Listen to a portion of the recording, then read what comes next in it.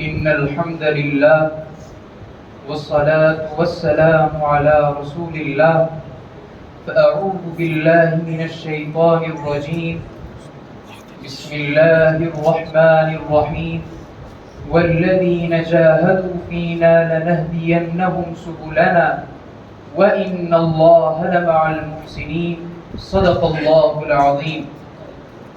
سامعین محترم، مشفق اساتذہ کرام و مہمانان عظام، السلام علیکم ورحمۃ اللہ وبرکاتہ. آج کی اس پرعزم اور متبرک محفل کے اندر میں آپ حضرات کے روبرو جس موضوع پر لب کشائی کی جسارت کر رہا ہوں وہ ہے قیام جامعہ ہاذا اور اس کا مختصر تاریخی پس منظر. سامعین محترم، سن 1947 عیسوی کی تقسیم ہند نے جہاں پورے بر صغیر پر گہرے اثرات ڈالے، ہزاروں بستیاں افراتفری کا شکار ہو گئی، لاکھوں لوگ بے گھر ہو گئے، ہزاروں خاندان اجڑ گئے، وہیں اس تقسیم کا سب سے زیادہ نقصان ریاست جموں کشمیر اور بالخصوص اس کے اہم حصہ شہر پونچھ کو ہوا. پونچھ جس کی حیثیت سن 1947 عیسوی سے قبل ایک مستقل ریاست کی تھی، اس کا حاکم ایک خود مختار مہاراجا تھا اور محل وقوع کے اعتبار سے اس کی سرحدیں شمال میں راجوری کے ساتھ اور جنوب میں مظفر آباد سے ملتی تھی. شہر پونچھ سن 1947 عیسوی سے قبل اقتصادی اعتبار سے خوشحال علاقہ تو تھا ہی، اس کے ساتھ ساتھ علمی و ادبی سرگرمیوں کا بھی ایک مرکز تھا. اس کی اہم وجہ اس علاقے کا اہم تجارتی شاہراہ پر واقع ہونا تھا.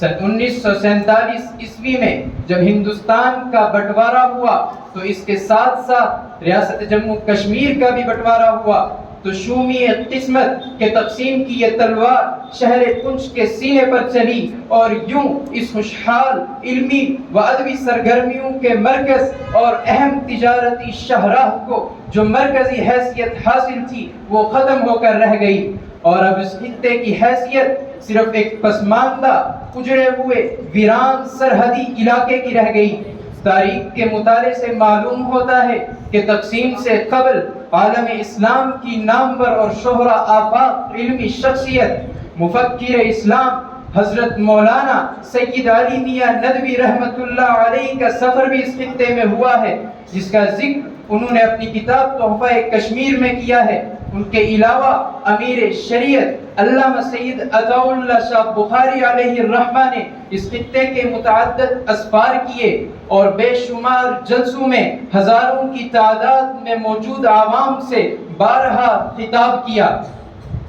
ان نامور علمی ہستیوں کے علاوہ اور بہت سے علماء کرام کی اس خطے میں مسلسل آمد اس بات کا ثبوت ہے کہ یہ خطہ علمی اور دینی اعتبار سے ایک بیدار اور خوشحال علاقہ تھا. تقسیم ہند کی وجہ سے مسلمانوں کا سرمایہ دار طبقہ اور علم و ادب سے لگاؤ رکھنے والی ایک بہت بڑی جماعت پڑوسی ملک میں منتقل ہو گئی، جس کی وجہ سے یکایک یہ علاقہ پسماندگی کا شکار ہو گیا اور پھر سرحدی لکیر کا داغ جس علاقے پر لگ جائے اسے سنبھلنے کے لیے برسوں نہیں بلکہ صدیوں کی ضرورت ہوتی ہے، وہ تب بھی جب امن و سکون اس کا مقدر بن جائے. مگر یہاں ایسا بالکل نہیں تھا. بد نصیبی سے ہند و پاک کے درمیان مسلسل چپقلش اور معرکہ آرائیوں کی وجہ سے یہ خطہ دن بدن پسماندہ ہوتا چلا گیا اور رہی صحیح علمی و ادبی سرگرمیاں بھی مفقود ہو کر رہ گئی،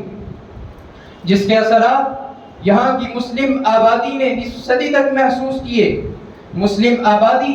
جمعہ کے دن نماز کی ادائیگی اور بازار سے ضروریات زندگی کا سامان خریدنے کے لیے شہر کا رخ کرتی اور شام سے قبل واپسی کی فکر کرتی، اس لیے کہ شہر میں کوئی جگہ ایسی نہ تھی جہاں رات کے قیام کا مستقل کوئی بندوبست ہو.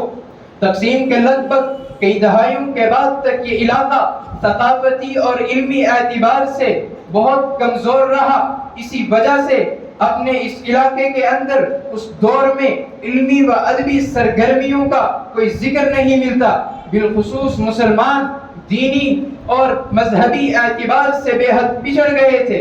علماء حق کی مسلسل آمد اور علمی سرگرمیوں اور دینی پروگراموں کا سلسلہ بند ہو کر رہ گیا تھا۔ گو کہ اس خطے کی عوام ہمیشہ ہی دینی و علمی سرگرمیوں کی خواہاں رہی اور نور ایمان کی چنگاری ہمیشہ ہی ان کے سینوں میں سلگتی رہی۔ یہی وجہ ہے کہ آج بھی ان کا دینی اقدار اور روایات سے بے پناہ انس و لگاؤ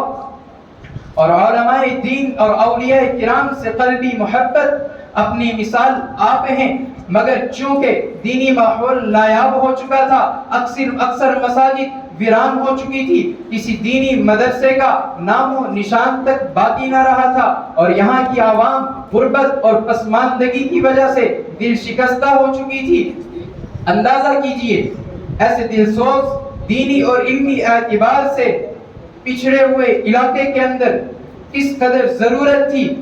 کہ خالق کائنات کی اس سادہ روح بستی کے مکینوں کو قرآن و سنت کے افکار اور نظریات سے فیضیاب کرا کے انوار و ہدایات سے روشناس کرایا جا سکے، بے دینی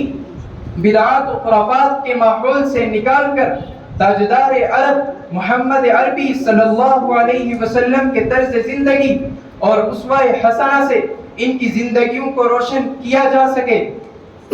چنانچہ اللہ تبارک و تعالی نے اس دور دراز سرحدی علاقے کے اندر ضیاء العلوم کی شکل میں ایک دینی اور علمی شجر کا بیج بونے کے اسباب مہیا کیے۔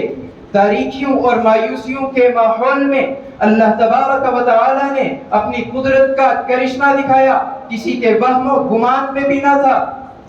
کہ اس خطے میں یہ شجر ناتواں آگے چل کے ایک مضبوط شجر سایہ دار بنے گا، جہاں سے قال اللہ وقال الرسول کی صدائیں بلند پہاڑوں سے گری اس بستی میں گونجیں گی۔ یہ سب کیسے ہوا؟ اس کا صرف ایک ہی جواب ہے، یہ سب منشاء خداوندی تھا۔ اللہ تبارک و تعالی کی غیبی مدد، اس ادارے کا قیام اور اس کے فیض کا مسلسل جاری ہونا صرف اور صرف تائید الہی سے ممکن ہو سکا۔ اور یوں لگ بھگ آزادی کے 3 دہائیوں کے بعد اس سرحدی خطے کے تجارتی مرکز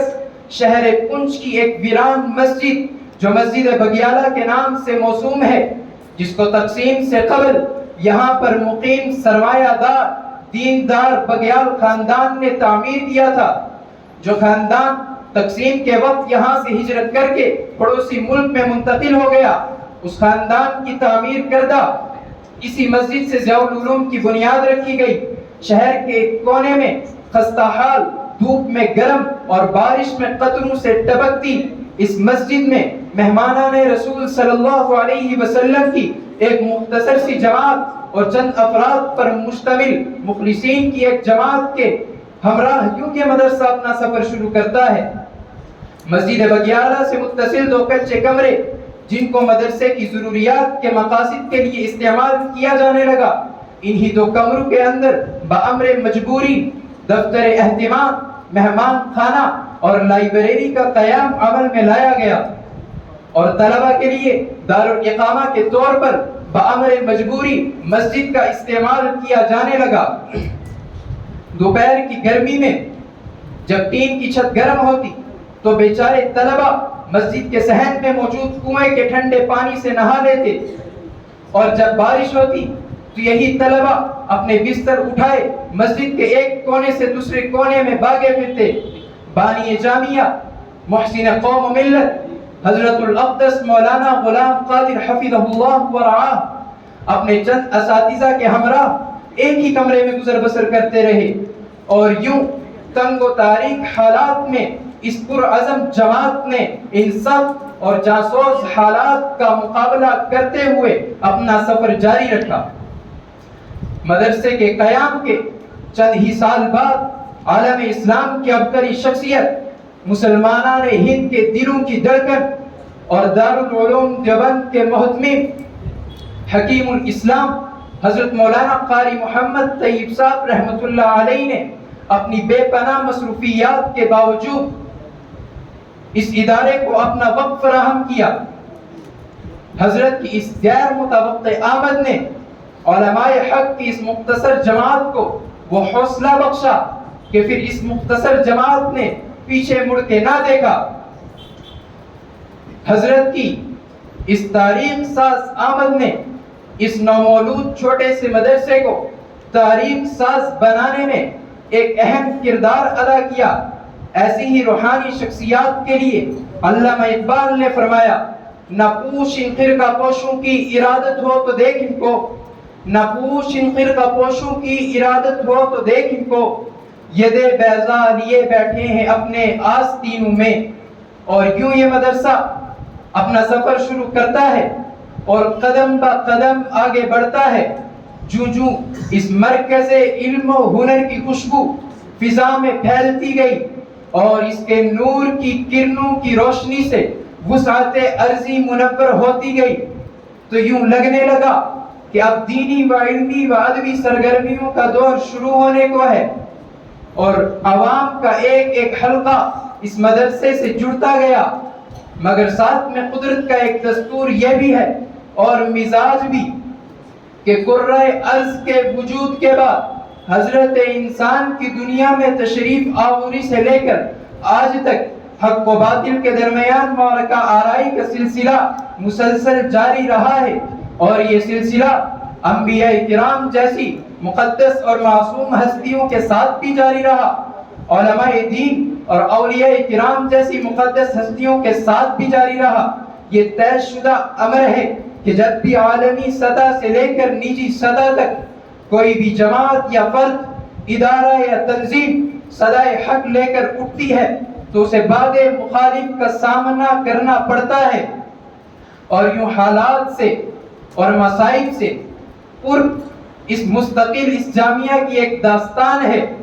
اور یوں یہ جامعہ ان حالات و مصائب کو عبور کرتے ہوئے اپنے سفر میں قدم بہ قدم آگے بڑھتا رہا، جس کے نتائج آج آپ حضرات کے روبرو ہیں۔ الغرض یہ مختصر حالات و واقعات تھے جو آپ حضرات کے گوش گزار کیے گئے، مختصر رودات تھی جو آپ حضرات کو سنائی گئی۔ دعا ہے کہ اللہ تبارک و تعالی مادر علمی کو تمام ترقیات سے نوازے اور اخلاص نصیب فرمائے۔ وآخر دعوانا الحمدللہ رب العالمین۔